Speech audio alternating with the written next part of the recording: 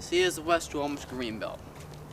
I like to call it the site of our next big moneymaker, from Seattle's largest forest to Seattle's largest condo development.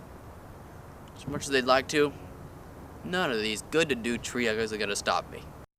The situation currently facing Seattle is that within the next 20 years, we're going to lose 70% of our canopy cover. And the canopy cover refers to the shade that's provided by the tallest growing plants and trees in the area.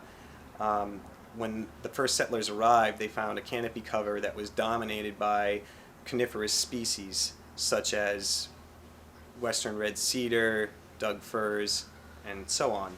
And the current state of forest canopy cover in Seattle is that it's dominated by big leaf maples and alders, and those trees are relatively short-lived in comparison to the coniferous species that were here originally. You gonna believe a guy named Buffalo?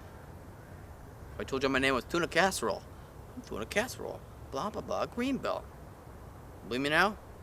Buy my condos, but don't buy this story. Biodiversity is a measure of how much difference there is in the life that lives in a certain area. For example, if I were to have 100 pine trees in my yard and my neighbor had one pine tree and one apple tree in her yard, and the pine weevil, which is a parasitic bug, came through the area, it would kill all the pine trees, leaving me with no trees and leaving her with still one tree. Her ecosystem was stronger than mine, and she still has at least one type of life living there, whereas I have none. When these areas that have a canopy that are covered by big leaf maples and alders with an understory of invasive species such as English ivy or Himalayan blackberry, when those trees die, it's the invasive species that are going to dominate.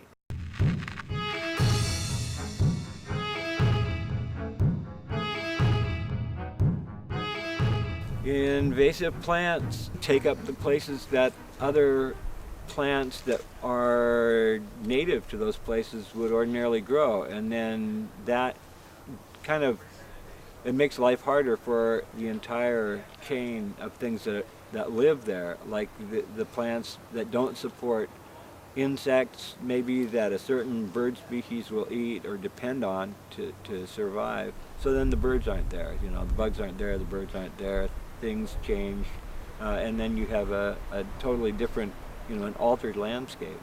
Often, if you don't cut these shorter than like, ow.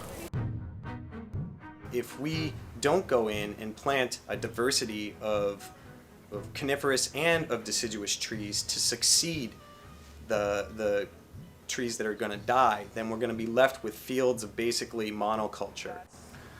We approach biodiversity in the Greenbelt by going into certain areas and removing invasive species that are dominating that area. For example, we can go into 1 acre where all you can find is blackberry and or ivy, 2 species growing. Once we go through and clear those species, we plant native understory and native deciduous and coniferous trees. In some cases, that's upwards of 30 different species that we're putting into an area that only hosted 1 or 2 species prior to our restoration efforts. Yeah, what do we need trees for anyway? They just sit around sucking up valuable space. Forests are very important for a number of reasons. They clean our air, they clean our water, they slow water down, they stabilize slopes, they perform all sorts of beneficial processes for us. And without them, we can't live, or at least we can't live the quality of life that we're used to right now. So the Greenbelt acts as a buffer between the industries that line the Duwamish River and the residential neighborhoods on the other side of the Greenbelt. And the industries make tons of noise, they create all this pollution, they kick up dust into the air.